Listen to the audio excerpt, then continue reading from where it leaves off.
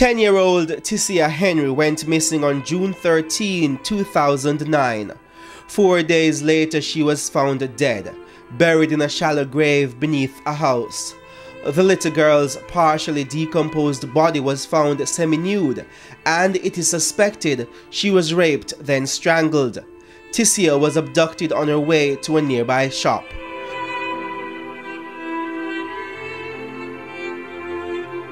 However, the case that shook Trinidadians to the core was that of 6-year-old Sean Luke. On March 28, 2006, Sean was found dead in a cane field near his home. He had gone missing 2 days earlier. The 6-year-old was beaten and so brutally sodomized with a sugarcane stalk that his internal organs were destroyed. He bled to death. 2 teenagers aged 14 and 16 were arrested and charged.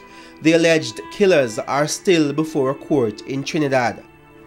Tissia Henry and Sean Luke are just 2 of the many children who have been tortured and killed in the Twin Island Republic in recent years.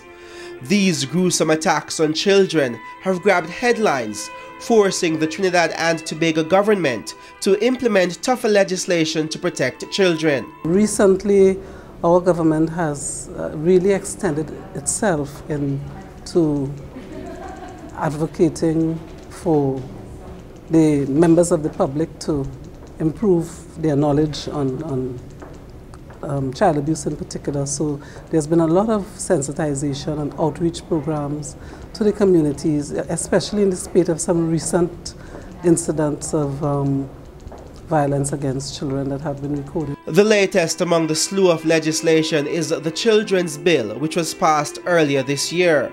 The bill provides for the protection of children and proposes to introduce an expanded range of punishable sexual offenses and stiffer penalties for offenders. A child protection task force was also established. The main mandate of that task force is to look at the situation of child abuse, meet with the communities, hear from the communities what they would like done, where the gaps are in service delivery and so on, and make it better. Trafficking of children is a growing trend throughout the Caribbean, and with Trinidad's proximity to South America, the government has also put legislation in place to prevent this. We also recently completed a review of some of our children's legislation. We have a package of 7 pieces of children's legislation, and that too would help us in our quest to at least provide a better protective framework for children who are at risk. The International Child Abduction Act was adopted in 2008. This, the Trinidad and Tobago government says, provides an administrative mechanism for speedy, peaceful and orderly return of children who have been kidnapped. The Civil Child Abduction Authority, which operates out of the Ministry of the Attorney General, was also launched in 2008. The Trinidad representatives at the recently concluded regional meeting on protecting Caribbean children from child abuse and sexual exploitation admitted that not much research has been done on the commercial sexual exploitation of children in the Twin Island Republic.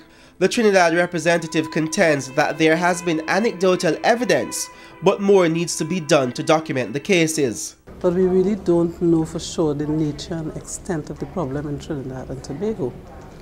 But we do have reports of sexual exploitation, sexual abuse, incest. The Trinidad and Tobago government says while the legislation is comprehensive and provides wide coverage against violations of the rights of the child, more needs to be done, as inadequate infrastructure and resources have hindered the full implementation of these legislation.